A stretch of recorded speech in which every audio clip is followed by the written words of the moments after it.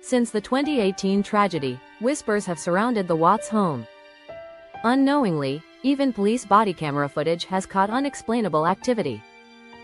Some believe the spirits of Shanann and her daughters remain. Let's delve into the theories that ask not just what is haunting places like this, but why.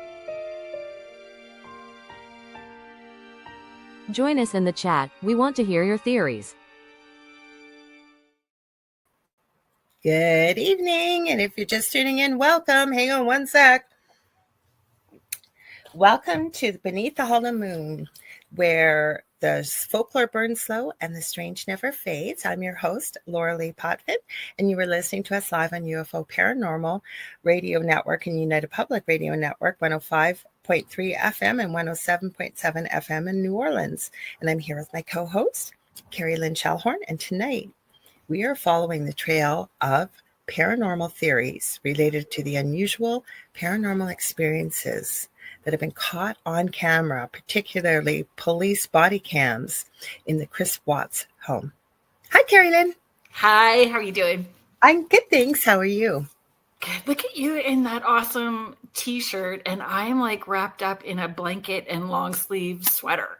It's so hot here. Like, it's so humid. And of course, we have my favorite character. If any of you guys are a Hello Kitty fan, this is Kuromi, and she's the naughty one.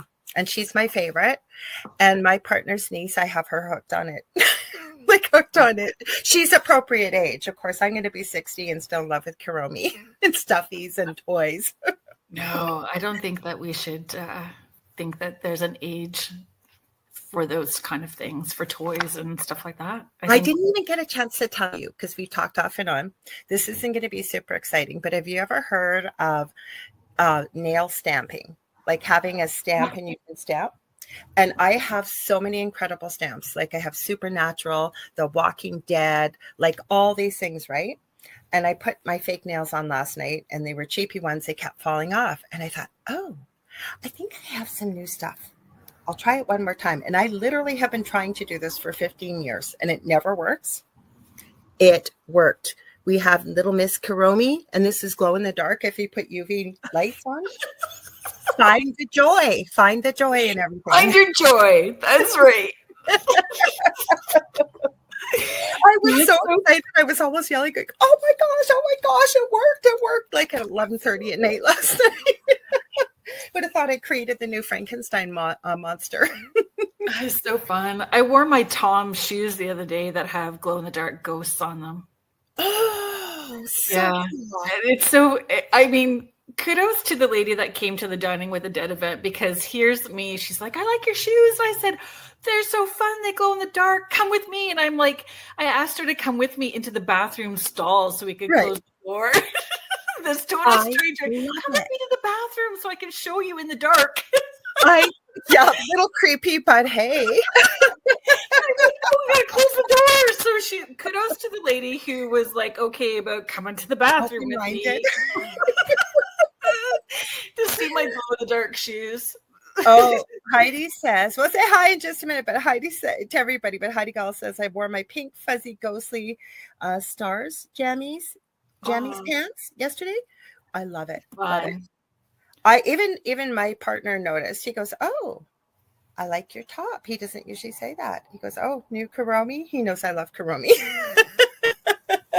Love that. So I think I've got a bread pan with the Kuromi that I sent you. I found a bread baker thing. I don't use it for bread. I use it for meatloaf, but so with the Kuromi you on the front front of of it. Pants I got, like they're all, of course, we're not sponsored, but Temu or whatever how you say it, and they were purple, and I never used to love purple. I always loved red, pink, maybe blue. I have to grab them and show you quickly. They're right here. They turned out to be pink, but they've got bats all over them, and you're gonna see me coming. Ready for Halloween early. Should we say hi to everybody? Oh, Mish's sharing. I wore my alien fuzzy warm pants yesterday and the days before. I've got my mom was crazy during, she makes so many quilts, right? So I've got my quilt that my mom made And this is the one with my grandparents' clothes too. Oh, super My special. grandma's nightgowns. Yeah, so I should have put jammy pants on, but I am wearing pants, so that's I'm annoying. wearing shorts because I have a suntan already. That's because crazy. Why It's sit out? cold and miserable here. Sorry? It's cold and rainy and miserable here. Well, it has been, but we were talking about that today. Even though we're getting into spooky stuff, we promise. I sit outside every day, and I didn't know that you did, but I have my coffee. It doesn't matter if it's cold. Doesn't matter if it's raining. I sit outside and ground and connect and talk to the little birds. And yeah, that's how I start my day, with the morning porch posts that I do on social media. So I'm always outside. I love it. Should we say hi to everyone? Yeah. So Heidi Gall is here. Heidi is in Colorado, which is where our story is going to start tonight. Oh, yes. Colorado. Yes. Hello, Victoria, Astrolight Paranormal. Thank you for being here. Connie. Contessa Martins. Right. Hello. Go ahead. You read. I just said hi because I seen her name. Hi, Contessa. Hi, Contessa. Hello, Mish. Hi, Mish. One day She's in the future. She's in the future. It's a Friday in Australia. Hi, James. Thank you for being here. Hi, James. Let's see. Got Julie Dow. Hi, it's nice to see you. Thank you for being here. Heidi was talking about the gems. They have stamps and gem blings as well, too. I have it all. Mm-hmm. I can't keep my nails long enough for anything. No, I'm too rough on my. So am I. Hi, Lois Clark. Thank you for being here. And Eliza Kish Glubis. My eyes, I'm telling you. That's right. Hello. I'll wear my glasses now. I can see. Hi. Let's see. Oh, Mish is still in bed. Oh, that's awesome. That is. And we got Gail Willis, right? Hi, Gail. Should we got to give the Paracon a shout out then, Kerrilynn? Do you want to let people know? Yeah. So Gail Willis and her wife Mel are Lucky Paranormal. They have been on both our shows, The Angel Rock on Mondays and Spirit Switchboard on Fridays. They run, this is our second year, Lake Superior Paracon in Thunder Bay, Ontario. Tomorrow night, Mike Ricksecker is going to be on Spirit Switchboard, and he is going to be one of the speakers at the Paracon this year. So you can head to Lake Superior Paracon, I think is the address, lakesuperiorparacon.com, and get your tickets. They've got a great lineup. The Beyond the Haunting ladies are going to be back. Snipe guys, myself. Oh, I love them. Yeah, it's good. It's a great lineup. So we hope to see you there. And feel free to put the link in the chat too, Gail, if you like as well. Jason Kenzie, Sasquatch hunt this year. Ooh, good area for it. Mm-hmm. Heather Fugard, hello. Thank you for being here. Oh, you've got the same zippy code even. Great. Oh. Carrie, yay. Thank you for being here. This is my best friend, Carrie. Oh, hi, Carrie. So nice to meet you. I'm glad you could pop in. I tried to send her the reel and she couldn't get it to open, so I'm glad that she was able to show up here. Hi, Cheryl. It's Cheryl Corbett Carter. Thank you for being here. Jackie Collins. Hello. Denise. Hi, Denise. Mitz. Let's see. Oh, Sherry. Hi. Hi, Sherry. It's nice to see you. You're welcome, Julie. Or you're welcome, Gail. No problem. Got to shout them out, especially Thunder Bay, where we're all from. I'm from here. I live here too, and it's not a huge city, but you got to come through Thunder Bay if you're driving from one side of Canada to the next, or you want to go through the States and not around. Well, I guess kind of around the lakes. It was a long drive from Guelph. It was like 16 hours. It was a long drive. Yeah. And I'll do better this year. I learned a lot. I learned a lot. LakeSuperiorParacon.com. Thank you so much. Did we said hi to Elsa, right? Did we say hi to Elsa? We did. Okay, good. Oh, Michelle Wilfong, did we say hi to? Oh, how did I miss Michelle? I just missed her too. So hi, Michelle. I'm still working on TikTok. Those guys, I'm telling you, I have somebody supposed to be fixing it to get the hack working. So I'm still working on it, guys. Carrie's just sharing she's heard a lot about you, Lorilei. Well, all my friends hear all about Kerrilynn too. So I hope I'm glad that you were able to pop in, Carrie. Yeah. And yes, I have heard good things about you too. So, let's see. Did we say hi to everybody? I think we did. So are you on Instagram today? Did you need to take a peek over there? I did. You know what? Instagram's funny because sometimes we'll get a ton of people and sometimes we don't. I just checked again. Nobody popped in. Oh, Grant Evans is here and Julie Jean Bassett. Hi, Grant. I love when he's on your show. I do too. It's always a really good conversation. Hi, Julie. You got to give Julie a huge shout out, you guys. If you're looking for an animal communicator or side, or that has gone to the Rainbow Bridge, or you've got issues with your pets that are causing you problems and you're pulling your hair out, Julie is your person. I've taken her animal communication course before. She has a new one coming up. I think it's in June, right? Kerrilynn, when she shared it with us, I think so, right? I think so. Yeah, Julie. The new website is great and easy to use. I have used the contact form myself and highly recommend. Please put the link in the chat too, if you can, Julie. Also incredible. She's an incredible shamanic practitioner. So for yourself too. She's also a human medium too. So she does kind of a whole bunch of stuff. So check her out. She's amazing. Amazing, amazing. So shall we get into our chat? We should. I'm going to start with the did you know stuff. We're going to work our way into this today. Okay, so before you do, because you brought this up, let's share. Before you do, we were talking, because we are planning the next block of shows that are planned. Yeah. And it was you, I think, that brought up about paranormal activity and these type of cases. And I said, oh my gosh, yes. When have I ever said no? When you come up with an idea or vice versa. And I said, like the Chris Watts house. And you go, Chris Watts house. How do I miss that activity, right? I know. I had no idea. And I had followed so much of that case. And when I asked Carrie, I had asked, because Carrie goes rabbit diving down all of those sorts of things as well too, right? Right.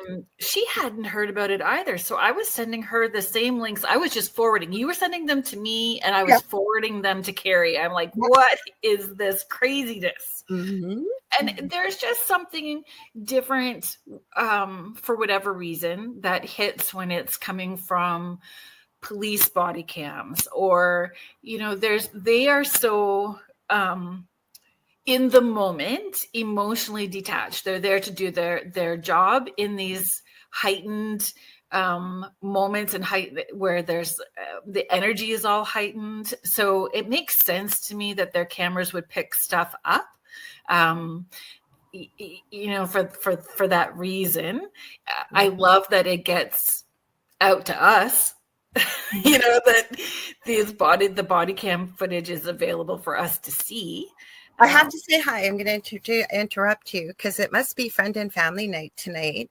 I won't call his name out, but Shayla V, my drag baby, my oldest son, also has a page on Instagram called Shayla Beads, because Shayla, or I'm going to say it, honey, Logan, makes hand-beaded First Nations patterns and earrings and just beautiful, beautiful pieces. So I noticed that they popped in. So hello, they're over on Instagram. Thanks for hanging out with us. I so want to be in. Oops, I hit the wrong one. Sorry. So Julie said the Animal Communication Workshop is coming June 26th and 29th. Stay tuned. You guys, it's worth it. If you've ever wanted, you don't have to be a psychic medium. We are all intuitive to be able to tune in. Yeah. Hi, Lisa. Hi, Lisa. Thank you for being here. So do you want to start with the Did You Know? I do. So, we are going to be talking about So trigger warning, if anyone is out there that has had those types of traumas, I'm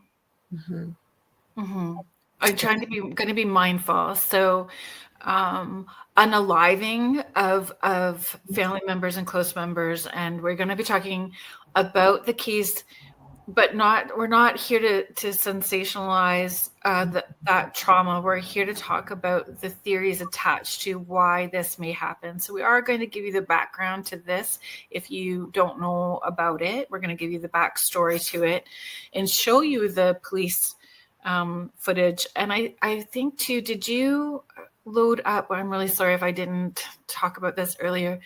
Does one of the clips have the next door neighbor footage with the security camera too?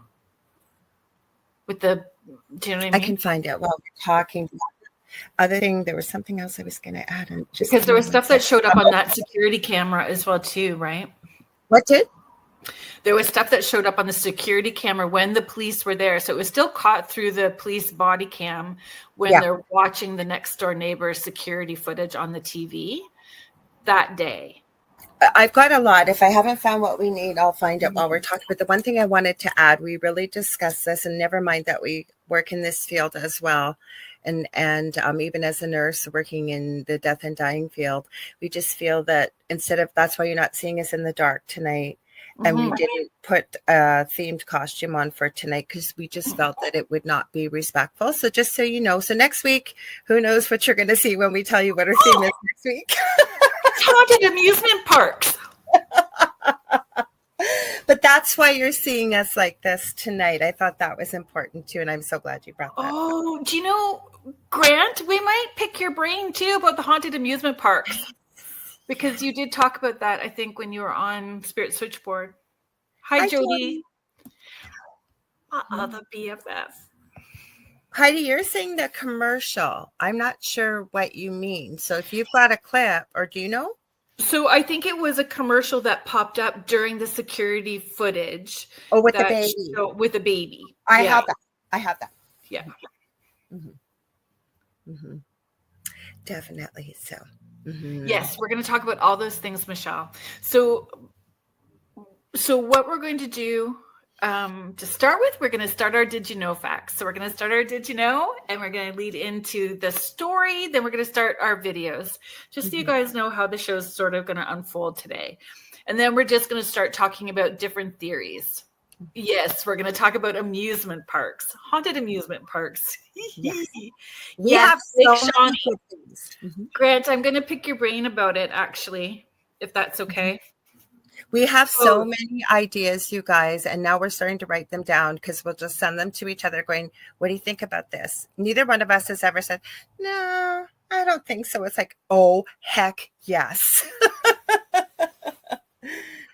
So Carrie says, do you want to read that? Carrie is sharing, okay, so I went down the rabbit hole and I need to know about the laugh. There is one video with a laugh that's very similar to the mistress. Can spirits parrot sounds? Yes, they mimic. Yes, they can mimic. That's a good question because I saw that video, Carrie, and I never noticed it before. And then I seen it. It might have been the one maybe I sent you if you sent it to her, maybe. But when I noticed the mistress and the laugh caught on camera, very similar. So we're going to do the Did You Know, and then should we give a little bit more history after? Do you think, Kerrilynn, about the case in case people don't? I've got it all written out. I know you did. I've got it covered. And when I don't know, I knew that there was people who would know. You guys can fill the gaps because I don't want to talk too we're going to give the basic facts about how that played out, and then I really want to get into the theories because I think I wrote down 13 or 14 different theories that we could talk about, and we chose this case in particular, but the theories would attach to any haunting really in any house. So did you know, in Tibetan Buddhism, it's believed the soul journeys through the bardo, a transitional state where being remembered and called upon can either aid or delay the process of moving into the next incarnation. Mm-hmm. So we're going to talk about this. I think that our thoughts and energies collectively can either pin people here or help move them forward, right? So number 2, in parapsychology, there's a theory that repeated paranormal investigation can create a feedback loop. I think, Grant, you may have talked about this when you were on the show as well too, where the attention and energy of investigators actually strengthen or sustain hauntings. And I think about that a lot when people talk about Gettysburg. Yes. Oh, always like, yeah, or other places, right? Like they're just not feeling it tonight. Carrie asked a good question. Do you think it was a clue, meaning about the giggle caught that we're going to play in a little while, that was caught on the police body cam footage? And it could have been, because I think some of the videos we may show may very well be some clues. So that'd be something to talk about maybe a little bit more into the show, right? So it is quite possible, because at that time when those videos were taken, there had been no arrest. They didn't even know they were missing when some of them were taken. Know. That's right. Mm-hmm. They knew something was up, because anyway, we're going to get there. We're going to get there, folks. Hang tight. We've got, before you, I just want to say we got Michael Alstein Virgin also tuning in on Instagram. So thank you. Sorry, go ahead. I just wanted to jump in there. That's okay. Thank you. Thank you for being here. Thank you. So number 3, did you know collective grief has been called a psychic tether in some spiritual traditions? It's believed that intense mourning, especially widespread, can act like a cord, energetically anchoring a spirit to the earth planes. So if we think about actors or singers, people that are internationally known, and the intense emotions attached to them. Elvis Presley. Let's talk about Elvis Presley. There's a theory he is still alive. Oh my Lanta. Do you know his name is Bob? I forget what his last name is. He is a preacher now. Have you seen Bob? No. I am telling you, now again, Conspiracy Princess here, as our wonderful Joe Montaldo has nicknamed me for many years. He only knows another woman that knows it more than that talks about, and I say it's truth seeking. I'm not saying he's Elvis, but what I am saying is, holy cow, when you do an overlay of the faces or an age progression, or you hear the voice, and he talks about his former life. Now, could he be lying? 100%. I don't know if it's him or not, but the fact is, because we've heard like aliens took Elvis, like there's been all kinds of things, right? But this is an interesting rabbit hole, actually. Well, that's one that maybe we can deep dive down into. Enfield Haunting, thank you so much for being here. Hello from 1771 Enfield House. Just opened up Facebook and you all popped up. So I had, Jay Mackenzie and Elka on Spirit Switchboard. Please follow them on social media. Buy the merch. Mackenzie does all of that stuff on her own to help raise funds for their paranormal research that they're doing with the house. And give them some support. Kat Ward of Paranormal Heart Podcast is here. Please like, follow, subscribe, buy her mugs and her merch as well too. Paranormal Heart.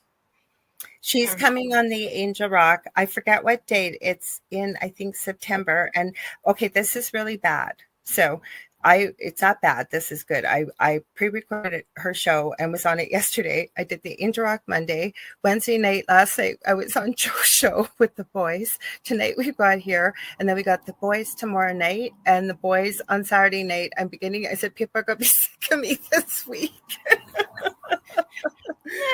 That's why they keep tuning in. The reason I brought it up is because Kat and I had a good giggle about it behind the scenes. So I have connected with Elvis as well too in spirit a number of times. I've got actually quite a lot of stories regarding Elvis, and he has popped in on our seances as well too, which is super weird. Thank you for reminding me about that, Jody. But again, those tethers, I was going to say I had been to, I went to Memphis and I went to Graceland because I wanted to buy stuff. Yeah. I wanted to buy stuff for my mom because that growing up, that was all about Elvis. Oh my God. Yes. Right? It was just all about Elvis. I couldn't even stay in the house. I wormed it. So they have it like you have to move in one direction and you go in and then you walk through like a maze and you come out the other side of it. Right. And I, excuse me, backed all the way out the wrong way to get back out because I could not handle the intense energy of the people who were still mourning him in the space. It was so overwhelming as an empath to be there. I was like, I went outside and stood as far away on the grass as possible because you have to wait for the shuttle bus to drive you back across the road. I was like, no, thank you. I tapped out. Wonder what the energy is like now that Lisa has passed too, Lisa Marie. Wow, I'm sure a lot. So Chris, here quickly. It's family night tonight and friends because my cousin's here too. Michelle, Christine, thanks for joining us, Michelle. Hello, Michelle. Sorry, I interrupted. All good. So Chris Watts and Shanann, so they were married in 2012. Shanann had lupus. Yeah. Did you want to add more to that? So I know that she had lupus, and there was just this, past history of relationships that weren't so good. She had met Chris and had this loving relationship. He was very supportive of her. She felt safe. She felt supported. She felt loved by him. There were tensions with Shanann at the time that they got married with Chris's family structure. His parents did not attend the wedding. There was already that rift within that dynamic, right? So fast forward, they have two beautiful girls, Cece and Bella. She is doing her vlogging, family vlogging. She spent a lot of time putting her life out on social media. Whatever your opinions are, they're just your opinions. We are not here to discuss choices or any of that. It really did feel like she was working towards having this positive movement forward and trying to share and inspire with other people, right? In that support system. Yeah, it did. And she originally didn't want to be with Chris. She had just gotten out of a long-standing relationship and she'd always been a real go-getter. So she owned her own house. She was having a lot of issues with her health in the beginning when she met Chris. And he kind of because I remember watching a couple of the documentaries and she said he just kind of warmed her heart. He was everything that she needed, like you said.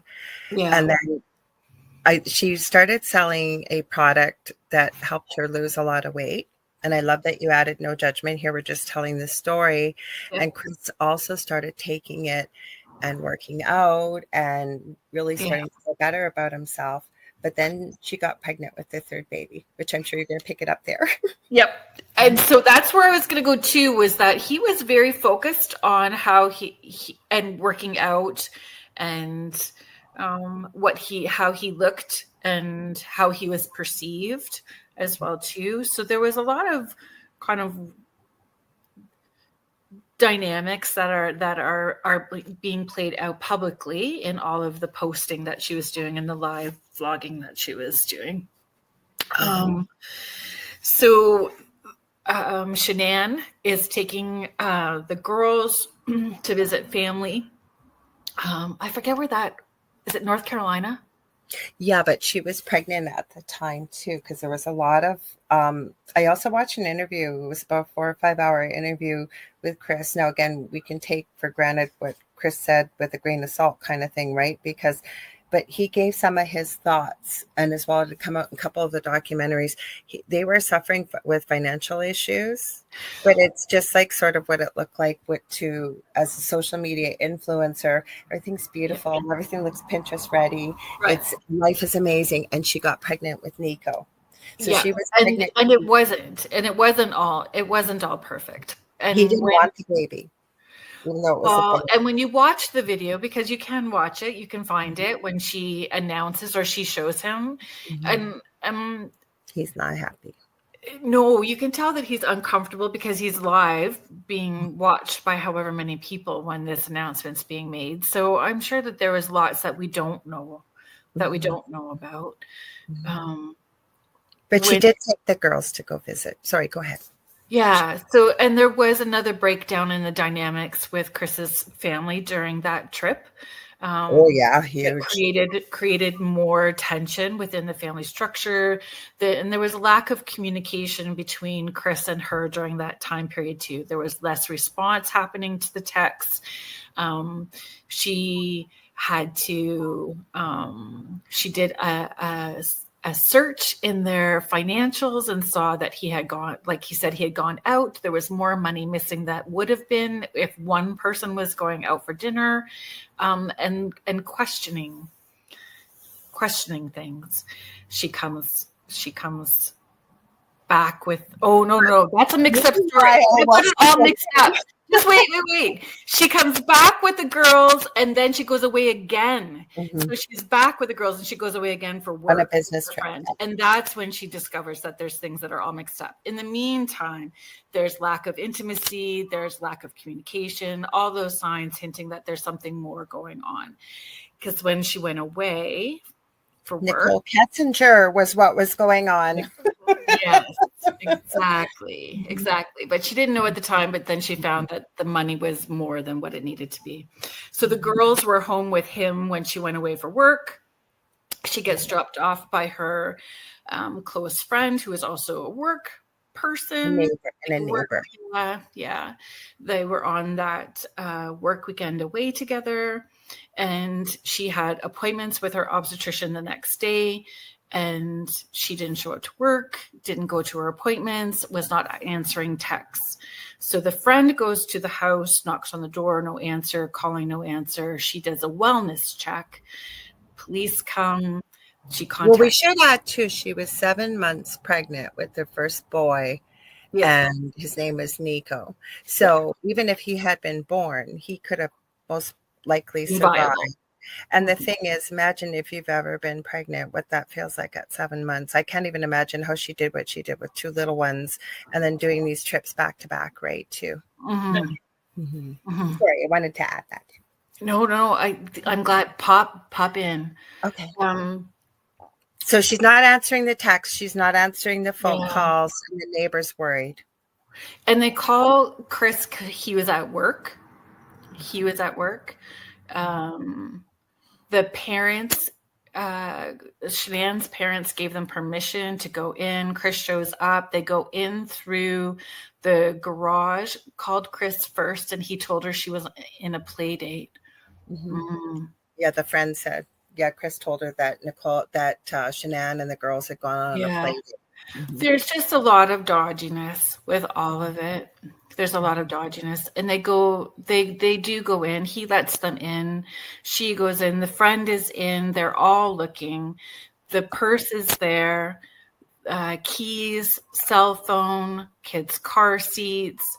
The wedding ring is on the bedside table.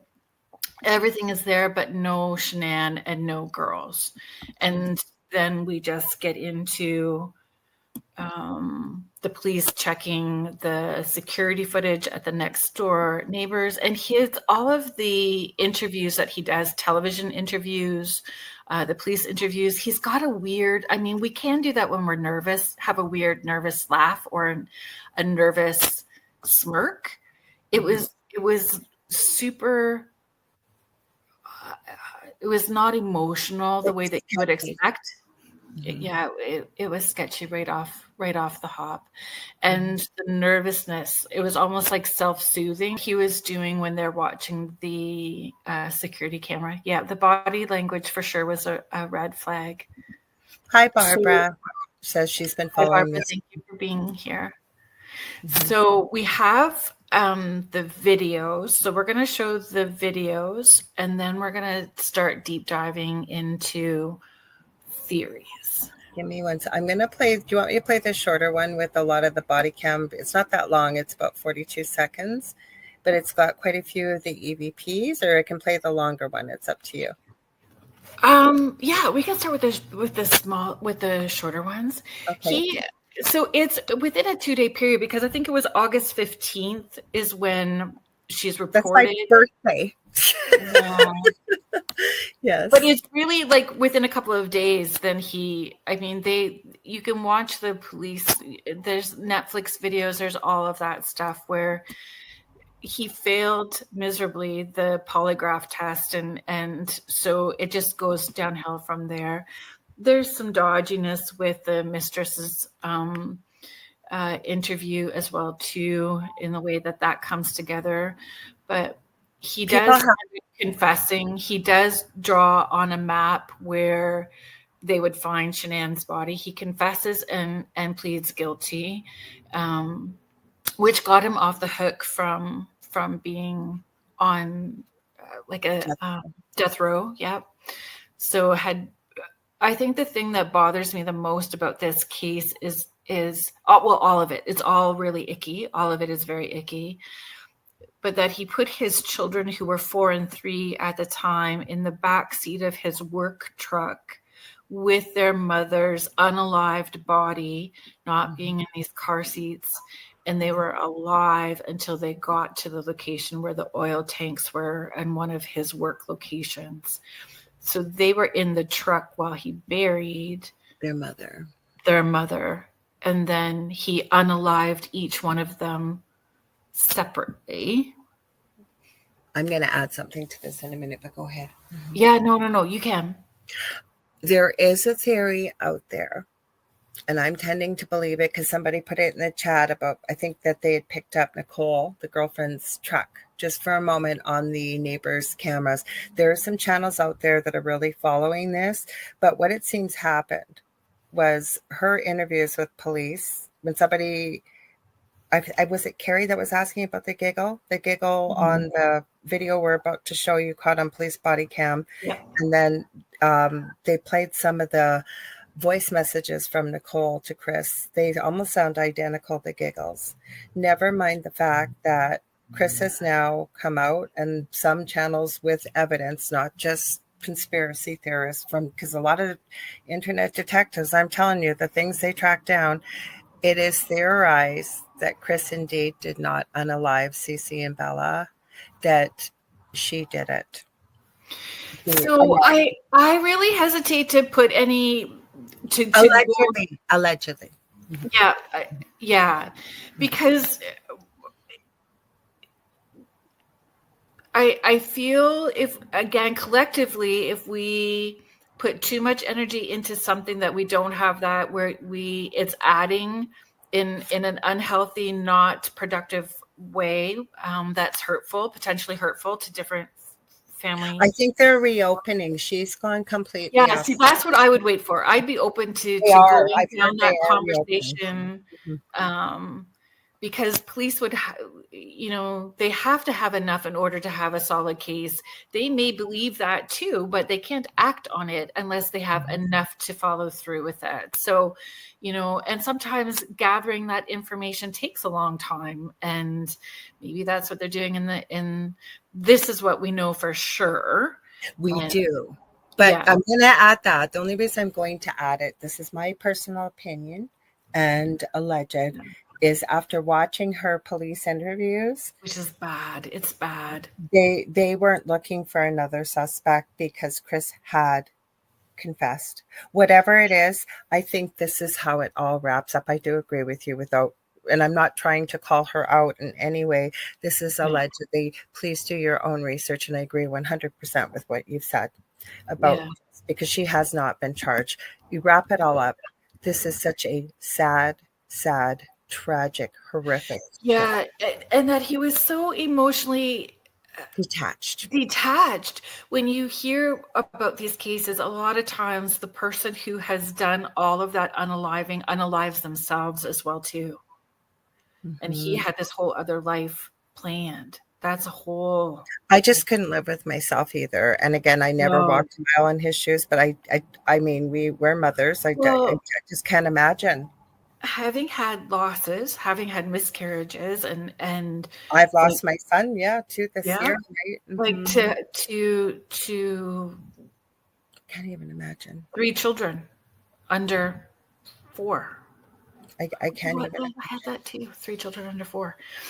Okay, so we're gonna play the video, then we're gonna start talking about the paranormal.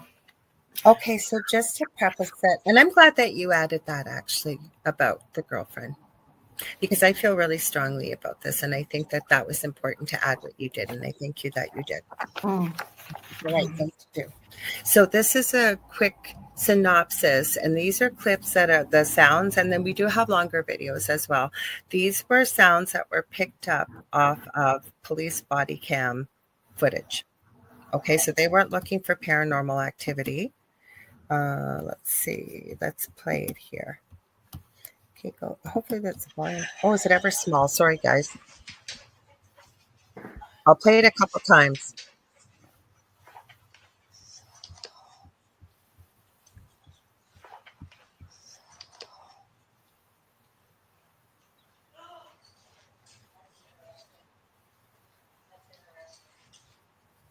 A commenter in one of the original videos writes that the words "I'm with Cece" sounds like it's been said with a gravelly voice, almost as if how one would talk if they had injuries to the neck.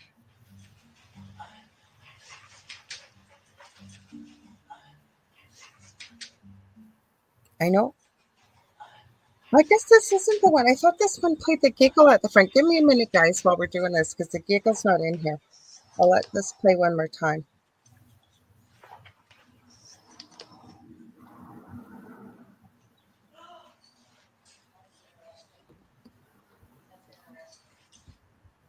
A commenter in one of the original videos. I'm going to look for that, Kerrilynn, because I swore that one had the giggle on it. You still there? Yep. I've got more. Mish is just sharing, interesting knowing all this. Don't we agree to sign up for what we do in this life? And no. I've had this conversation, and we also have free will and different,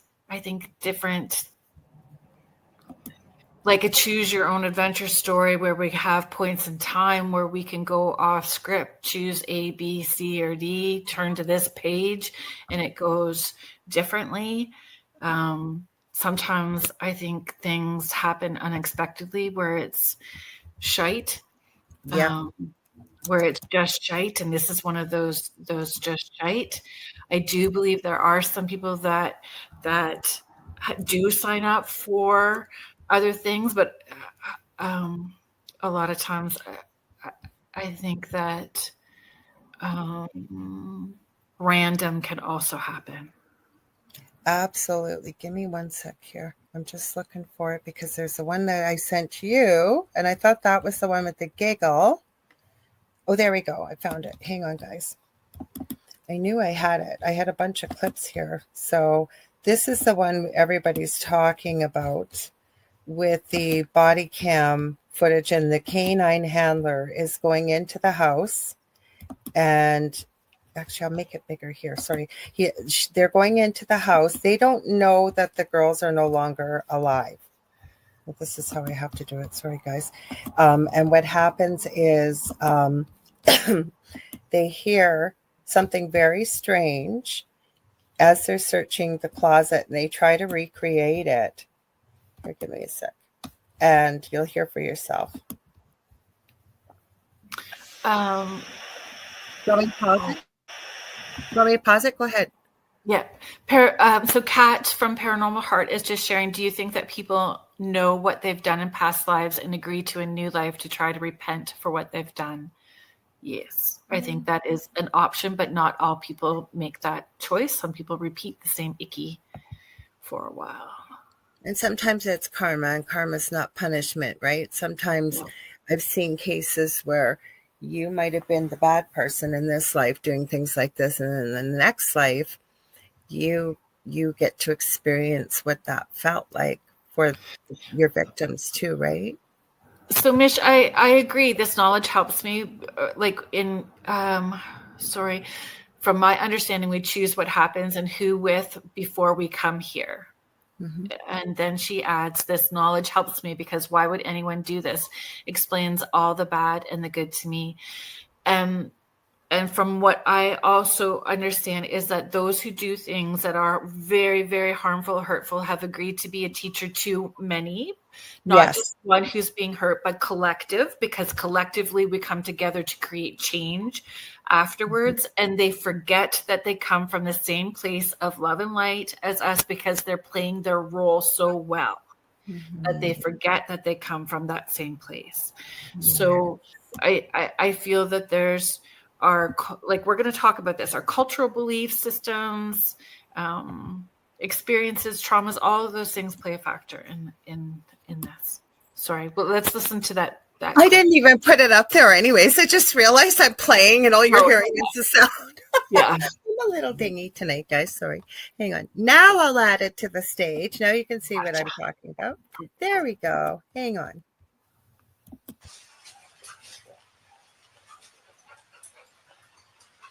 So there's Tanya first thing to here.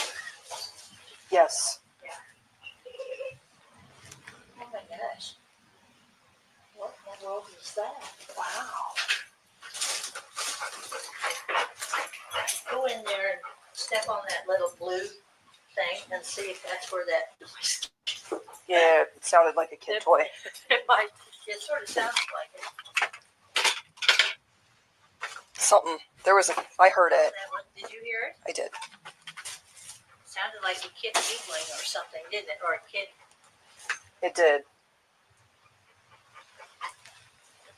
Where did that come from? Because all he did was go straight in there.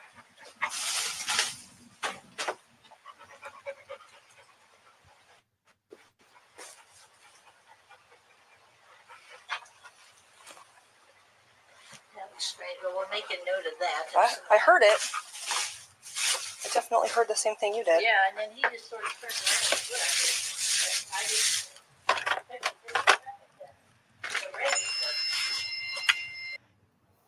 Okay. Can we listen to it again? Yeah, hang on. It's decided it's going to give me an ad. So sorry about that. Give me a sec. Yeah, I can replay it again. As soon as we skip this, give me a sec. Okay, let's go. Oh, this is actually the next one. So let me go back one. We've got a lot of clips here, you guys. So give me a sec. Okay, let's put the volume back on. Give me a sec. So many buttons to push. Thanks for your patience, everybody. Okay, Chris, share. Okay, we'll play it right now. You ready? Mm-hmm. Are you going to put it up? Lorilei? Yeah. Here, do you want me to add it to the stage? Oh, did it? Yes, please do. God, what am I doing? You know why? Because it's been adding it. Let me start it over, guys. Just go ahead. If you see I haven't added it, just go ahead, Okay. Kerrilynn. Yeah, you I'll have to restart restart it it from your end. I got it reset. Are we all good? Yep. Because I was staying with the other side screen, so I didn't even see that, or I would have noticed it. Okay. Here we go. Sorry about that. Okay. So there's Tanya first here. Yes. Oh my gosh. What in the world is that? Wow. Go in there and step on that little blue thing and see if that's where that. Yeah, it sounded like a kid toy. It sort of sounds like it. Something. I heard it. That one, did you hear it? We can stop it. Sounded like a Thank kid. you, Lorilei. Okay. Like that, No they problem. keep looking, that they keep validating one another, that they both heard it and tried to. The dog did too. Yeah, and tried to find where that may have come from. I agree, Kat, that the giggle is pretty creepy. Do you have the video from the next door neighbor's security camera? Where the commercial comes on? Yeah. Is that the one? The one I have is with Colin from Paranormal Files I sent you, but it talks about on, guys. We'll put it up there. Good. I know to put it on now. Hang on. Is that the one? Yeah, that shows the baby in the, like the commercial comes on during the security. Yeah. Mm-hmm. Yeah. Give me a sec. It does Of sound course, like now a we got a creepy dog. commercial. Give me a sec. Okay. You guys give me a minute here. That's the one I want. I got too many things open here. Remove. I need another one. Just stop sharing for a second. I'll start it. Got too many clips tonight, guys, which is a good thing. This is the one we want. Sorry. Thanks for your patience, guys. There we go. That's the one. This is with Colin Browen from the Paranormal Files. If you guys get a chance, check him out. I don't know how this guy does it. He does a brand new documentary on the paranormal every week. He investigates with his family on Monday nights. You can see it on YouTube. And sometimes he digs into even darker conversations about topics out there and investigating missing people and things like that. So this is what he's talking about, the Watts home in the commercial. That Chris Watts is guilty of murdering his pregnant wife and 2 kids before they found out that he was the killer. This police body camera footage shows Chris and his neighbor looking at the neighbor's surveillance footage from the night before, trying to figure out what happened to Shanann and his kids. But when the surveillance footage goes off screen for a second, a baby, a fetus, appears on the screen, and Chris tells the police officer Shanann is pregnant. And after the fetus appears on screen, you can see a black pool of liquid and hands pulling his skull into the liquid. This is weird because he had just killed his wife and he disposed of his 2 kids' bodies in an oil tank, kind of like the black liquid in the skull. If you want to hear the full story of the Chris Watts murder case and the... Yeah, so it's not that long. Do you want me to replay it, Kerrilynn, or no? It's up to you. Is that the one you were talking about, though? Oh, yeah, that's for sure. Thank you. If you guys want us to replay it, we can replay it. I'll just put it on hold for a sec here. Connie, Jen Blue says, I watch this guy all the time on YouTube. So Colin, yeah, he's been on YouTube. I've watched him since the beginning, and he investigates with his brother-in-law and his mom and dad, and they're known as Mama and Papa Spooks. And yeah, I don't know how he does the work that he does, but he really works really, really hard. Like, how do you put a documentary out, a 3-hour documentary every week while you're traveling around the world to investigate too? Never sleep. A lot of Red Bull. I don't know. So Contessa said something here, Connie. Hang on just one sec. Where is it? Oh, we got lots of comments. So sorry, I'm trying to get to it here. Thank you. You want to read it? My mom used to say that we tell from a young age who would grow up to be a person to unalive people by the way they acted towards animals. When a child unalives an animal and shows no remorse. Agreed. It's a McDonald, I think it's called the McDonald triad that they use in psychology. They're now noticing now that it's not necessarily a marker like it used to be, but they definitely keep an eye on kids that exactly hurt animals, bedwetters. I forget what the third one is.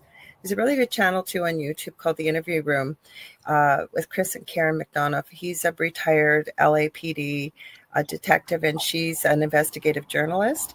And they get a lot of the big people in true crime because he runs a cold case foundation. So all retired law enforcement, forensic scientists, people in those fields all get together to try and solve cold cases. And they have solved some too, since we're on this topic. Mm-hmm. I forget. I went with my friend Jen to a talk about the making of a serial killer by a forensic psychologist who does talks about them. And hello, Kason. It's nice to see you.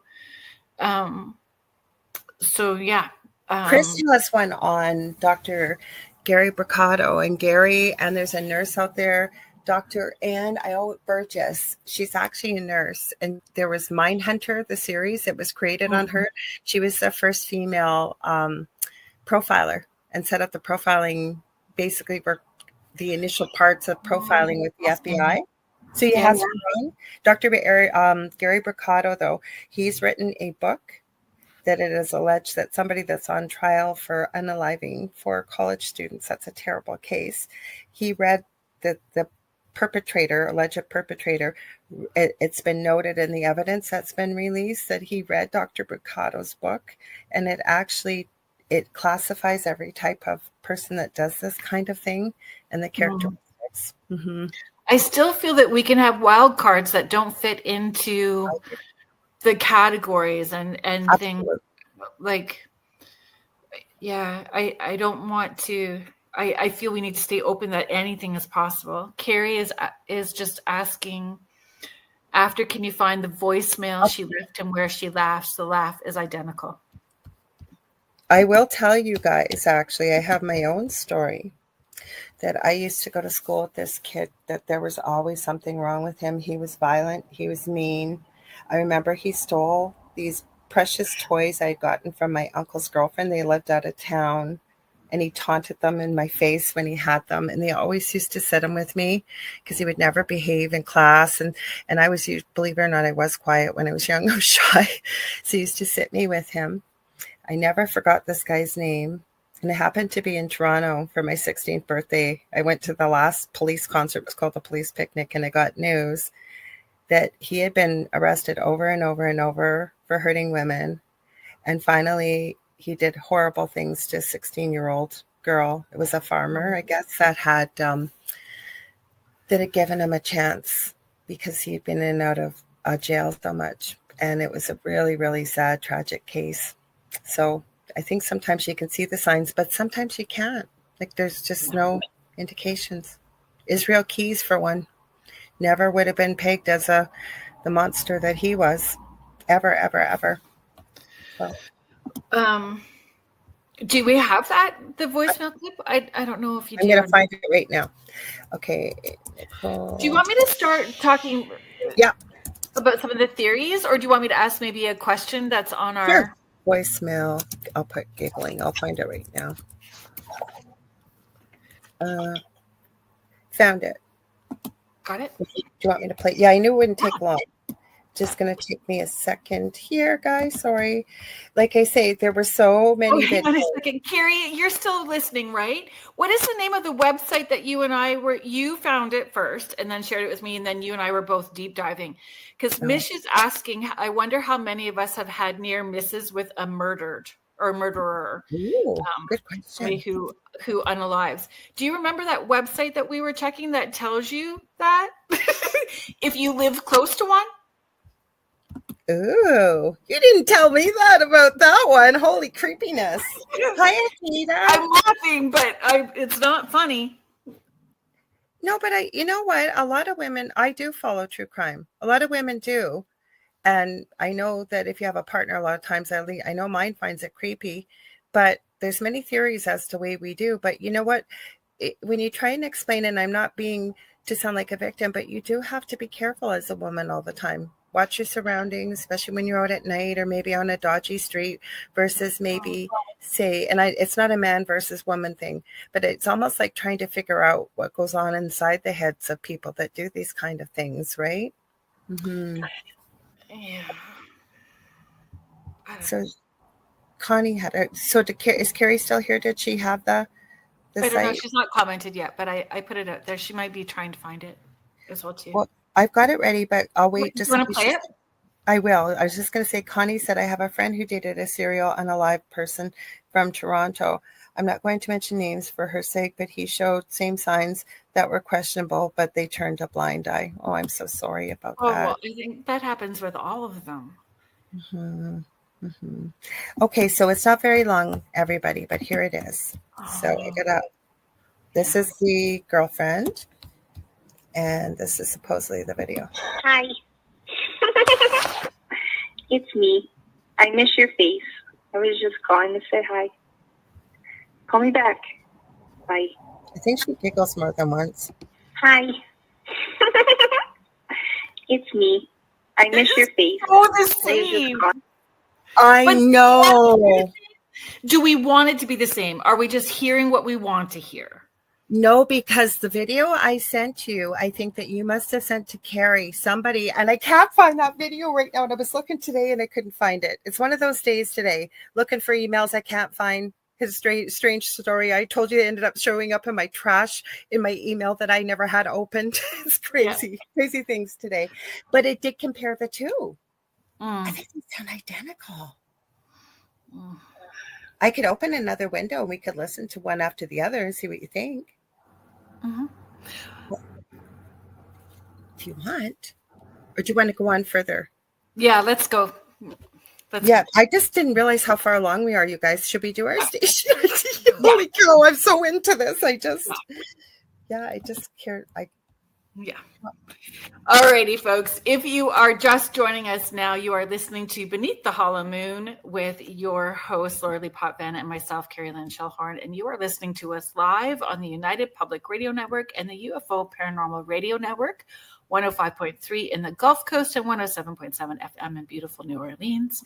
Thank you so much for being here. Today we are deep diving down the paranormal theories, which we are about to get into, regarding the haunting of the Chris Watts home. So if you are just joining us, thanks so much for being here. If you've been following us for a while, thank you so much for the support. Thanks, James, for reminding us. So, that was such a tragic case. He unalived his wife, unborn child, and his 2 children that were 4 and 3 at the time. And it grabbed everybody's attention. It was international. Everybody's thoughts and energies went there for sure. And we barely touched the surface of the paranormal activity that has been caught by law enforcement. Yeah. So are we going to get into some of the theories, but why are we seeing this? Because we even talked a wee bit about the Elisa Lam case at the Cecil Hotel, but there's so many places like this with all kinds of different places. But I feel you do remember, Carrie. Thank you. I know it. I'm having a bad brain day, so it would be more than a hot minute for me to try to remember that website. But if you can remember, pop it in there, because I know that other people would be interested, because I think anyway, unaliving and other things. If you can't post it, Carrie, because sometimes on YouTube, I know you can't post links, just send it to Kerrilynn, and then we'll be able to post it. If you find that you say I posted it, nobody says anything, we'll know, because then we can share it for you. Yeah. Do you want to start with some of the theories? So, and Kerrilynn, this week, she really did a lot of research. We take turns sometimes if we're having a busy week, but she had such great thoughts and questions about this. And one of the theories, like, why are we seeing this? Never mind I'm going to throw this out there right now. This is kind of a given that we always hear, right? If everything is energy, right? And energy can neither be created nor destroyed, right? Then is it just staying there? So then you get into the questions of why, though? What's holding it there? And you had some great thoughts. And one of them is there unfinished business, unfulfilled goals, promises, or responsibilities, right? Especially some of the things that were picked up on the body cam, like, this is our home. Our home. And she was so proud of her home and her family. Like, she was very proud of that. So that was interesting footage. There is video footage of a child's face in the window and handprints in the window as well too. So for sure, unfinished business. As well as, because it would have been too long, we could have gone through the whole video, guys. There were the police, and Heidi, you can probably add more to this living so close, but apparently there were calls to the police because neighbors kept seeing a woman going into the home and lights turning off and on, and the woman not leaving. And there's been some incredible things caught on that body cam footage. Nobody was there, but there's a video on the mirror. It looks like Shanann may have been caught on the mirror, in the mirror, and sitting on the chair in the kitchen, and then possibly right by the fridge when those officers went in to check the home. It looks like the little ones has been caught on the camera, again with different police in and out of the home. So there's been a lot of activity. Yeah. Video of one of the girls at the top of the stairs as the police are going in as well too, like that image of so Or was there an emotional attachment, like to people, the place, or their possessions? We've seen that before, definitely. Yeah. And in different like haunted objects or haunted items, right? So if there's a strong emotional connection, and it's that energy attachment. Because there didn't, I mean, in that particular case, if we're focused on that case, I wouldn't say necessarily an emotional attachment to people, but definitely to that house and the trauma attached to the way that they passed and the unfinished business with, That was the next point, sudden or traumatic death. So is the spirit possibly either confused or unaware that they are already passed? How many times have you gone to an investigation? I've seen it too. And I'm very careful of what I say. I know you are, but I've seen it even on TV where somebody will say, well, you're dead. And they'll have a spirit box or something going. And the spirit will answer back, no, you're dead. Oh, yeah. Like the movie The Others. I haven't seen it, but I've seen it on live investigations. Yeah. So Heidi, I know the video that you're talking about. So Heidi is sharing an interview with Nicole, which was the friend that called in for the wellness check, said that one of the ghostly girls was her daughter on the stairs. Yeah. It was in that one bedroom.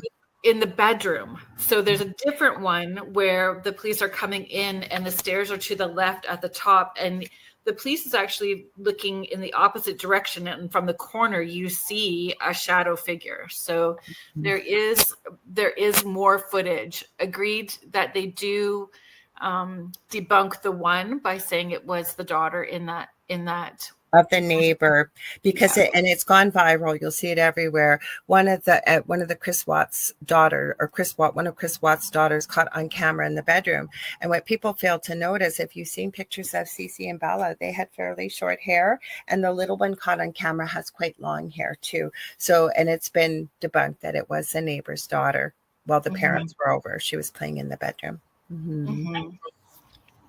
So then we have fear of judgment or the afterlife, or no belief in the afterlife. And I've also, and I know you've seen it, many of us, or fear of persecution because of religious dogma, things like that, right? Belief systems. Yeah. There's guilt or shame in creating a state of self-punishment. I know we've run into spirits like that too sometimes. Yeah, where their actions have caused them to stay stuck, right? And their choices have caused them to stay in a stuck space, and in between space. Yeah.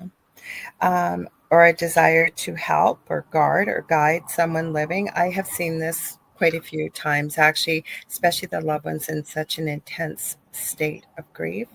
Yeah, and I tend to see it with older couples, like sticking around to make sure, especially if the partner that is living is compromised in any health way or mental capacity. I see that happen quite frequently as well too.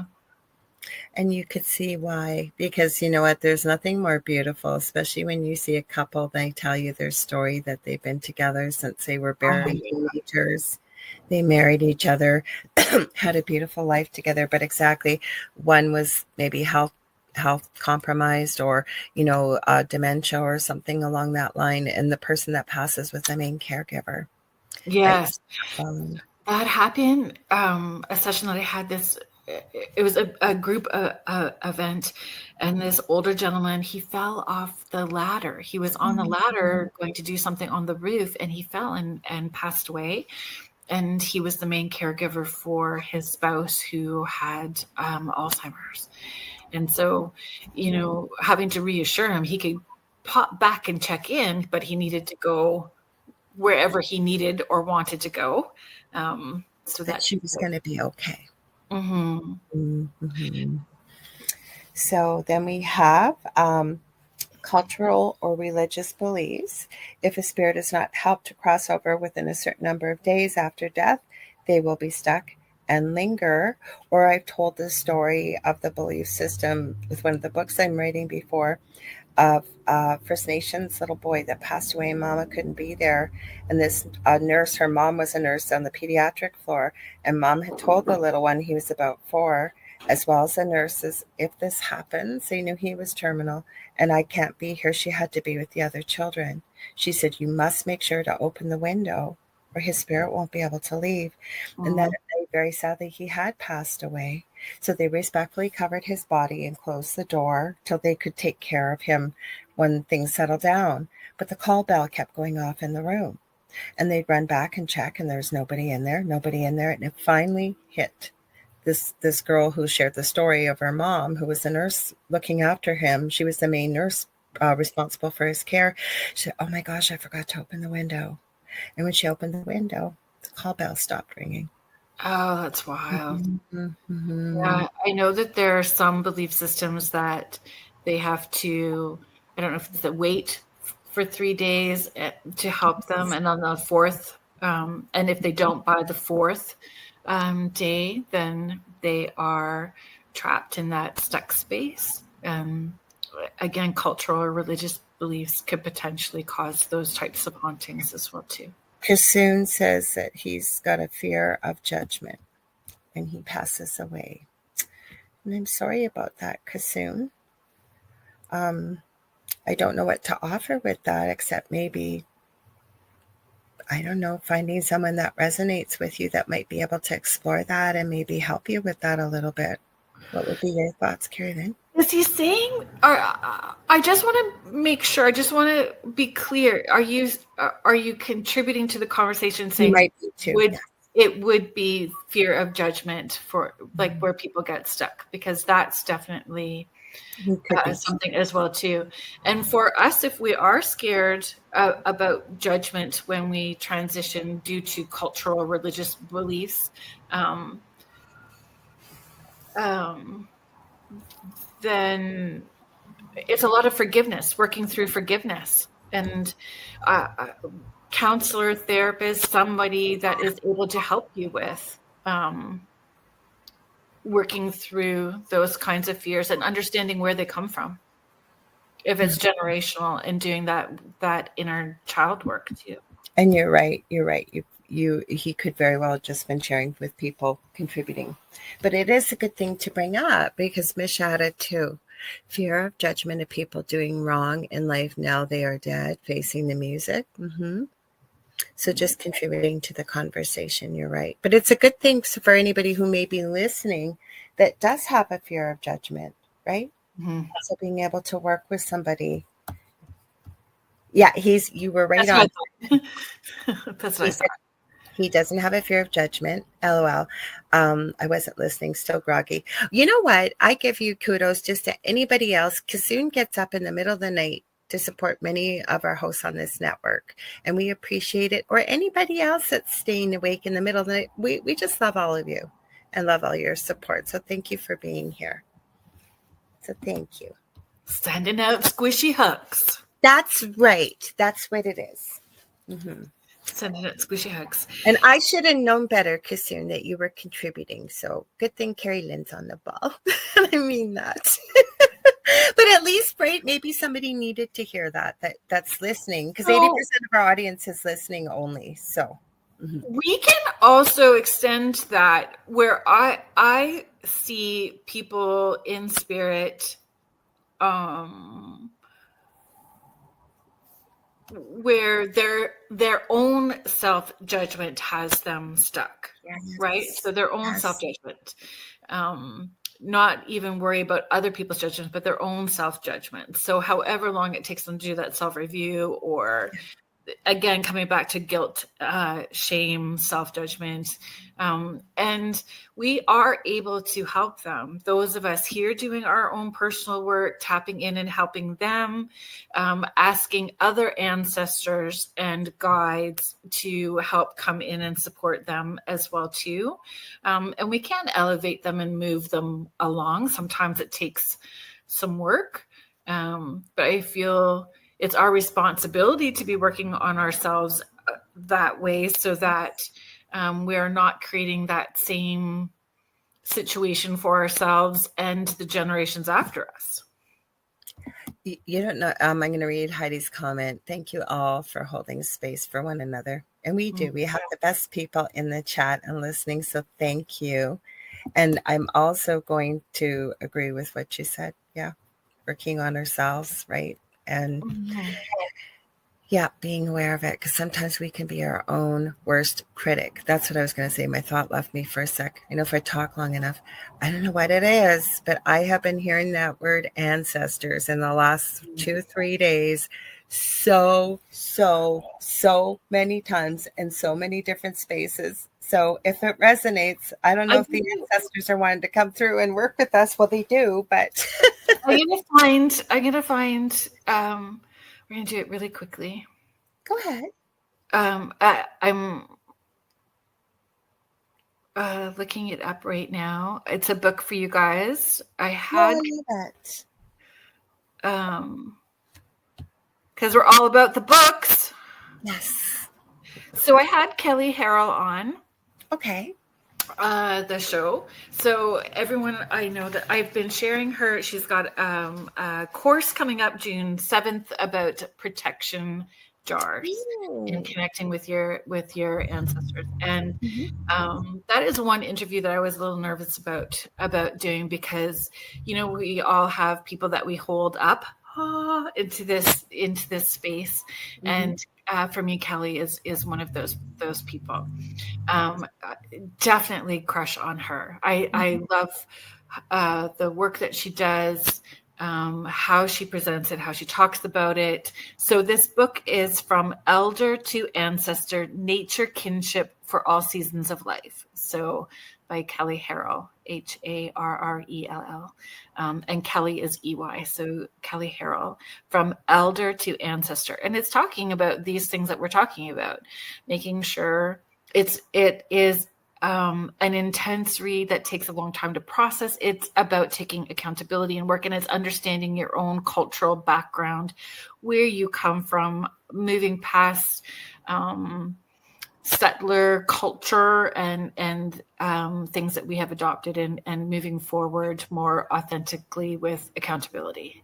So I found it. So you want me to post the link? I'm happy to do that. I feel anybody on a spiritual journey needs to have that as part of their library. I will. My phone decided to crash the spinning wheel of death. Oh no. I can fix it. Not a problem. So yeah, and being patient with yourself as you maneuver through that book as well too. And she does have a Patreon, and there's a group, and you can find all kinds of information and cool with her. So I feel, and if any, she would be a great guest if anybody is still looking for a guest on their show as well too. Oh, cool. That is how much I love this book and the work that Kelly Harrell does. So so cool. I remember that book. I think you must have talked with me about it, because I remember that title and the name. So did you have her on recently? No? I remember, because even the title looks familiar. The winter. I don't quite remember, but we can look it up if you guys want to look it up. You I can have it. Archives. If you head to uprntalkradio.com, all of our shows and hosts and archive shows, thousands of archive shows are there as well too. So you can, and it's through Spirit Switchboard, not Beneath the Hollow Moon. So if you're going to look up that segment, it was through Spirit Switchboard. So if we're getting back onto our list of potential theories for us to discuss, you guys can chime in too as we're talking about some of these theories. I want to make sure that we at least get all the theories in for us today. Is denial of death. So we did talk about that as well too. I'm not dead, you're dead. So spirits not understanding or refusing to believe that they are no longer living. So an energy imprint or residual haunting. So a traumatic event that leaves a psychic record or imprint that replays in certain conditions, especially on like where people talk about a specific scenario with spirits that they see on an anniversary date or a holiday. right? So it is like a loop that's being played during that time. So that event left an imprint. I always think like silly putty. You know how you put silly putty on newspaper and it lifts up the picture? Right. Yeah. Okay. So we've left that imprint. I'm going to share it. It's a Canadian link because my phone keeps crashing. I had to do it on the internet. But you guys will get the title at least and see what the cover looks like. So then you can look it up where you might want to find it on your favorite book source. I was not forward thinking. I should have grabbed it off the shelf to show you guys. That's okay. I can't reach it from here. Wow, that's kind of an obnoxiously long link. I know. Oh, and it says an error occurred. Of course. Never mind, you guys. I see. It doesn't matter with tech. I have had weird things happen with tech, and usually, hi, Danielle. And usually, it didn't even work. It didn't even work. I sent myself one. I think. Hang on. Oh, it did work. And then it said it didn't. Oh my goodness. From elder to ancestor, Kelly Harrell. Author. What is it? Elder. From elder to ancestor. Elder to ancestor. So it's about living well and dying well and ancestoring well. I know you've told me about this book before. I know you have. I tell everybody about it. Mm-hmm. Yes, I know you there. I just posted the name anyways. So that's at least the good thing about it, that it's up there. Good. So, okay. Next up on our theories list. So next up on our theories list is binding spirits here by ritual or a curse. So let's talk about this. I know. You see it a lot when you're watching all the ghosty shows on TV or on streaming, YouTube, wherever you are watching these. But people doing rituals in places, opening up doorways or portals, binding spirits to those locations by the rituals that they're doing. Or something from another dimension. Now, I know I've run into spirits like this that they need energy to stay powerful, so they will hold spirits there. Yes. Spirits. Mm-hmm. Yes, and that is definitely one of the places that I investigated quite frequently. There was this, Jen, you know exactly, because you were with me that time that I got rushed when we were in the kitchen. Jen Blue. Mm-hmm. And they don't do investigations there anymore. They closed the investigations down at that place. But the person in spirit, when they rushed me, he was definitely one that would hold spirits there and feed off of their energy. But he would also feed off of the emotions of the people that were investigating. So spitting out demon all the time. And, you know, in the spirit box, he wasn't. He was nasty. But the fear that it would create is what he would get bigger off of. And that's what I found even in our previous home, that it was almost like situations would be created or manipulated so that energetically people would either feel depressed, couldn't sleep well, maybe have some arguments that we normally wouldn't have had. Then you'd step outside and you'd go, wow, why was I angry, or why did I feel this way? Because I'm a pretty even-keeled person. I don't like the feeling of anger. Not saying it's a bad thing. That's just a personal thing for me. And to feel angry for no reason. And I really noticed that in the previous home. So yes, feeding off of emotion. Jen says yes, right? She remembers. I am of the understanding, but I am not super knowledgeable about Aleister Crowley. But I believe that he did. I believe that he did all of that stuff. I'm not super knowledgeable, but I would say 100%. And you know what? Spirit gave me this years ago. And I haven't said it in a long time, but I was saying it to another friend offline recently, or not on air. And it's this, that what we perceive becomes what we believe, and it becomes our reality. And I believe that we also have free will in the afterlife, as I know you believe and know this also too. So, many of these things we've talked about, right, could be belief systems, or that's what the thing with curses though. And I think you and I didn't talk about this on here, but off here, like how many times have you either seen it, something like it's a reality show or a video or whatever, and someone says, I curse you and every firstborn child after you. And you'd be surprised a bunch of people that really get affected by that, believing in it. Mm-hmm. Well, I know that I've talked about this before. I had somebody meet me for a date just to tell me that I was cursed 10 generations back on the father's side. And that's why I had the ability that I could do, and that I was unknowingly working for the devil. And every person that I have worked with for the last 20 years is now under the devil's. Did you hear that, y'all? And I just felt, I was like, I drove all this way just for you to tell me that I'm cursed by God. Thank you very much. Does that mean you're now cursed because you've now interacted with physical, like we're in the same physical space? Yeah. Mm-hmm. Well, and so I just said, well, you can pray for me. Yes. Like, I don't know what do you say in that moment, right? I was I would just be speechless. I'd probably laugh.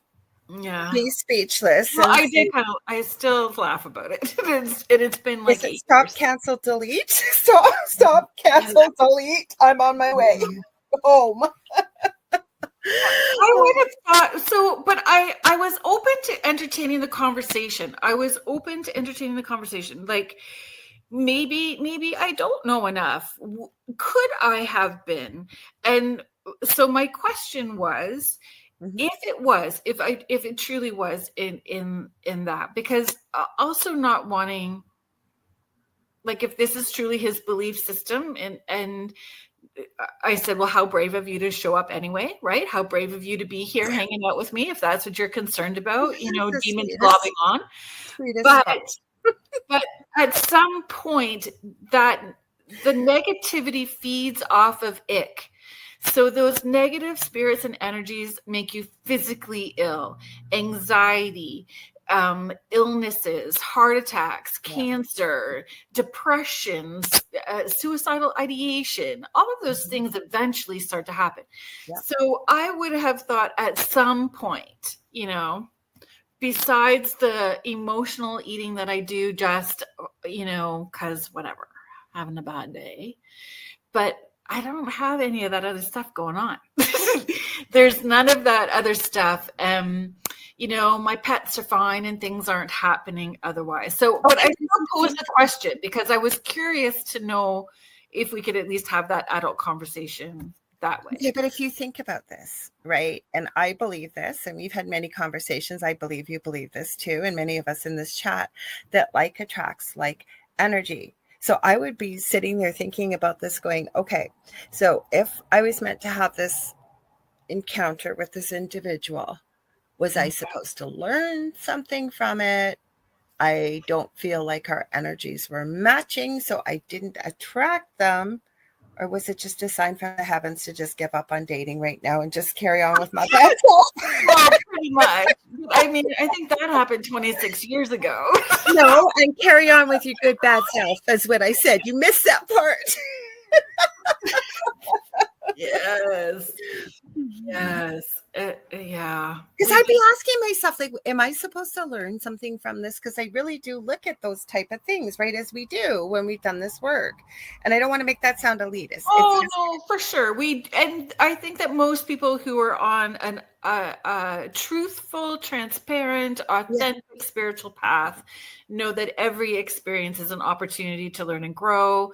And I feel like we're the teacher and the student in pretty much every experience that we have, right? And sometimes we're meant to be the observer as well too.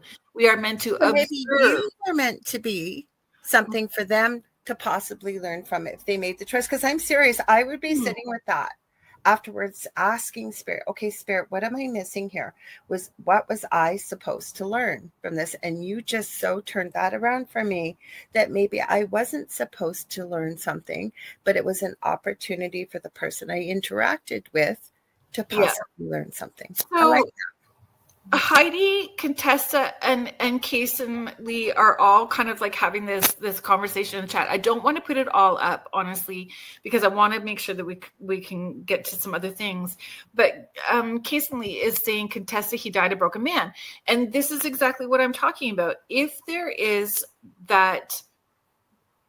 Are we talking about Edgar Casey? We're talking about Aleister Crowley. So that's what I meant to say. Why did I say Edgar Casey? Aleister Crowley was Aleister Crowley. Like doing the type of rituals that he was with the intention that he was doing it, and how he unknowingly brought other people in who were victims in the things that he was doing as well too. And he died a broken man. So this is what I'm saying. If I was doing something along those lines, which I don't feel, I don't know. Today I got to taste yummy freaking like brownies and shite from somebody's like loved ones on the other side. I'm like, that's freaking awesome. Mm-hmm. Melt some peanut butter. I think we reap what we sow. Bless you. I think we reap what we sow. So I don't know why I said Edgar Casey. Edgar Casey is not even anything near close to what Aleister Crowley was doing. But what we put out, I believe, comes back to us. And I'm sad that it's true that he died a broken man. But again, like attracts like energy. I think it was Mish when earlier, maybe it was even last night, talking about the boomerang effect. Like, I really do believe, and especially with working as a nurse, and not so much sometimes with the terminal and palliative care, but a lot more so when I was in university with elderly people. And you got to see who was around them at the end of their lives. Mm-hmm. It wasn't always this way, but a lot of times. And I remember saying this to much older coworkers that they say, oh, so-and-so is such a sweet soul, like their family's awful. And I would say, yes, it's sad that they're alone, but we don't know what life was like either when their children were younger, and sometimes that does happen to beautiful elderly people. But I really do believe, basically in a long way of saying this, we reap what we sow. What we put out there eventually comes back, I think. Oh, mm-hmm. Yes, it does. And sometimes maybe I just have this tickle in my throat. Maybe not in this lifetime, like after, like it eventually comes back. We have to deal with it. And it's not punishment. It's just what you put out comes back eventually. Exactly. So our next, we have two more theories to get through. And we're so close. I want to make sure that we get these last two. So spirit dependency, because this is the one. Oh, no, we have three. So unintentional spirit summoning. So haunted ghost walks, haunted storytelling. Can that also, when we're repeatedly telling the story over and over? Or this story that we're talking about in the true crime. You know what I mean? Yeah. Yeah. I believe that.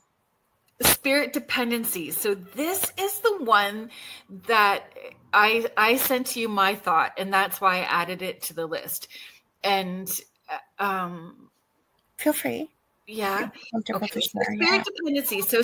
So spirits feel seen and heard. Yeah. And I mean, Shanann in particular, she was like trying to do vlogging, and like whether it was her intention to be an influencer or not at that point in time, if that was even a word back then, but she was doing all of that. So was there a dependency, to be seen and heard? Do spirits stick around because they want the interaction, they like the interaction, they enjoy being seen and heard? Is that a possibility as well too? And we're just tossing all of these out to have the discussion. And one thing I'm going to add is my thoughts that I shared with you. I felt picking up from this situation in a way what you're saying, and I'll go quick because I know we got one more point, is the fact I almost felt like by her things that came through in the EVPs. No, this is our house. This was the beautiful home I have built for our family. And I'm not leaving. It's mine. It's mine. I'm going to stay regardless of how, and I don't mean from a hateful, angry spot. It was like she was a strong person in life, a strong person in the afterlife, and she was standing her ground. She took being a mother very seriously.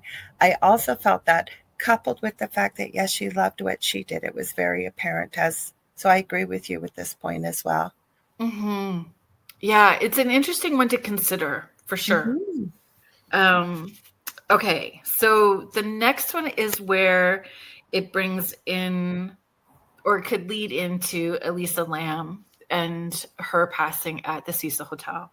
So the projection of collective energy. So where a tragic story becomes so widely believed might form a powerful energetic presence, even if the spirit is crossed over.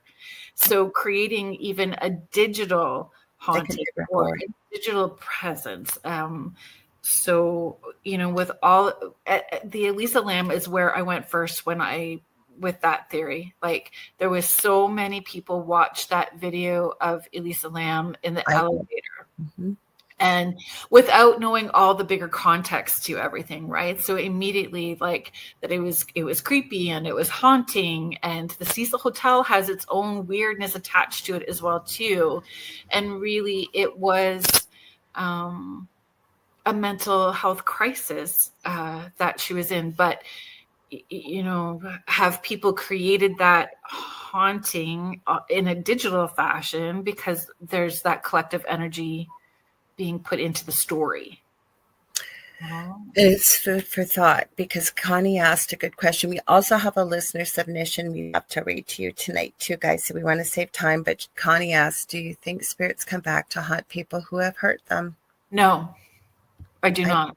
Not unless I have heard of stories, though very rarely, that an earthbound spirit maybe wasn't such a nice person in life or was so angry with what had happened that chose to stay earthbound, seeking revenge. But it's so rare because we're having the human life here with the human eyes. If we put the spirit eyes on, as I say, and when we go back home, right, we kind of leave behind love. There's no ego. There's no ego, no anger, no hurt. It's unconditional love, and seeing the bigger picture as to the why it happened and wanting to help heal people here. So I haven't run into it. I'm just sure that maybe it's possible, but I've never experienced that. And basically, the way Spirit shown me, it's like we tried on a new suit, if you will, for this lifetime. And now that we've gone back home, we've left that suit there, but we've taken what we've from the suit. Like, it's like playing an acting role, if you will, right? It's, and I always try and explain I love what you just said. It's unconditional love. There is no ego, and you get to see the big picture. I think that's and you don't see people as enemy. You don't see people. You see people for who they are, as somebody who is of spirit, of light, of love, the same as you. You really do not see them through the Chihuahua human eyes. You do not. Yeah. So we've got so many good questions, you guys. You know what? And if we can't answer them all, we can do another show. We are planning another true crime paranormal show. So yeah, and we can. I mean, we're just like 5 minutes out, so we could always read the listener submission next week as well. Could, if you're good with that. I'm good with that too. So. Yeah. Jody McGrath is asking, do you think the violent way they died keeps them stuck in locations? So for sure that can, but it's is it an imprint? Is it residual? Is it intelligent? Do they know they're dead? There's all these different things to look at, right? Yeah. And each case is going to be so individual. Like the Highway of Tears, I've heard that there are some spirits there of girls who haven't realized they passed, and it was very tragic and very quick. And again, not so much revenge, just they've lost their way. Like they just don't know that they've passed. So there's a variety of reasons. And I love the ideas. And you had so many deep thoughts about this that I hadn't even considered. And we could have done like a month of shows on this topic because they're all worth looking at very deeply and talking about. And I like having, I mean, I know that this is not necessarily, it's paranormal, but it's looking at it and understanding that we need to understand more. We need to have deeper conversations about why these things are happening, because our thoughts, words, and actions matter. So if collectively we are contributing to that, how can we do better? Or do we have the skills or the knowledge to help if those spirits are needing help in crossing over, or knowing the people to contact to help through that? I agree.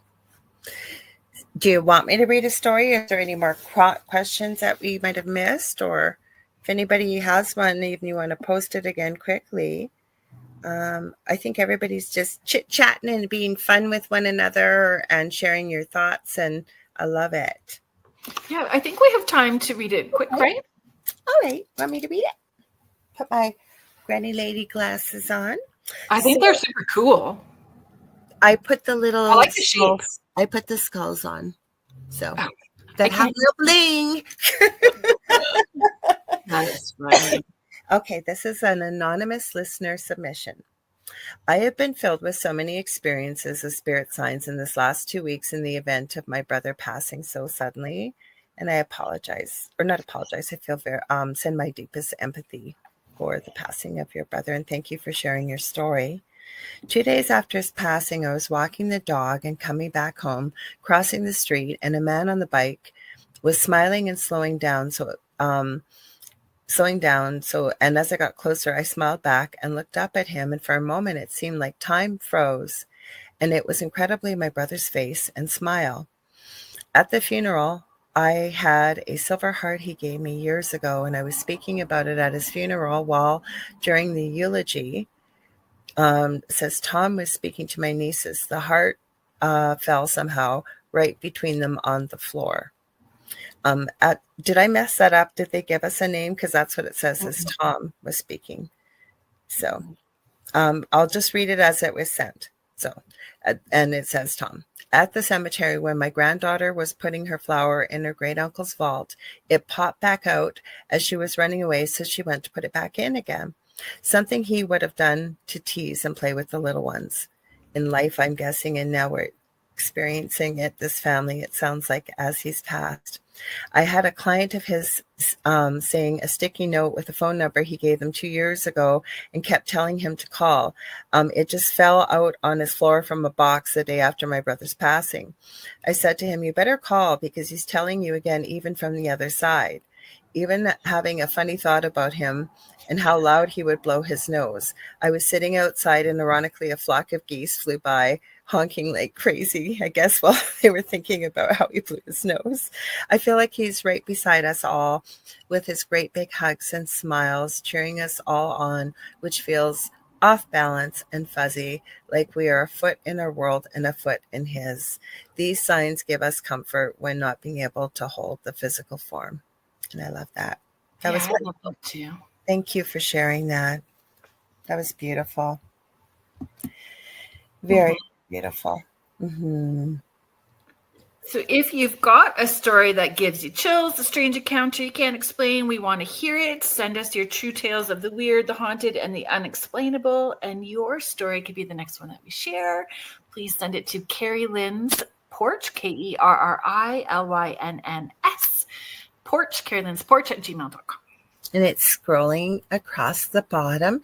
And just in case we forgot to tell you guys, stay tuned because the second night of the Outer Realm with our amazing Michelle DeRoche, who is also our station manager. She has Beyond the Outer Realm on Tuesdays, and then Wednesdays and Thursdays are the Outer Realm, and she's coming up next. Oh, that's brilliant. Thank you, everybody in the chat. Thank you for being here and being part of the show. You guys help make the show what it is. Thank you to Joe Montaldo and Michelle DeRoche for all of the space that you hold for us as hosts. Thank you to the United Public Radio Network and the UFO Paranormal Radio Network, 105.3 in the Gulf Coast and 107.7 FM in beautiful New Orleans. Next week, we're talking haunted amusement parks. Oh. Just wait, you guys won't. You're never going to know it. Yep, so go ahead. Go ahead. Killer clowns. Let's dress as killer clowns. Killer clowns, maybe. We'll be back to our spooky, dark, by the campfire light for you guys. But we just wanted to be respectful tonight. So you got good old us. So who you got coming on tomorrow night or tomorrow night again on Spirit Switchboard, Kerrilynn? Rick Secker. We're going to have a fun conversation. It's going to be a little bit of everything because I've never met him before. We are both speaking at the Paracon in Thunder Bay in October, and I'm going to do a lightning round of, I think I have like 10 or so questions that I'm hoping will be fun for the listeners as well too. I love it. And I'm going to give the Angel Rock a quick plug this Monday, June the 2nd, 6 to 8 p.m. Eastern Standard Time. Two of my other closest friends, Leanne Clark and Debbie A. Anderson, both psychics and mediums. Leanne's a channeler, crystal architect. You hear me talking about her lots. They're coming back on, and you guys love them when they come on. They've been on a couple times, and then every time they're on, you go, when are they coming back? So they will be back. And that's fun. I loved it tonight. Thank you. Oh, I love doing this show with you and everybody here. Thank you. Good night, everybody. Good night. We'll see you next week. Stay tuned for Michelle. And I heard Anne Wayne too. So thank you for that, Heidi. Oh, and Wayne too. So fun. We'll see you. I'll see you tomorrow.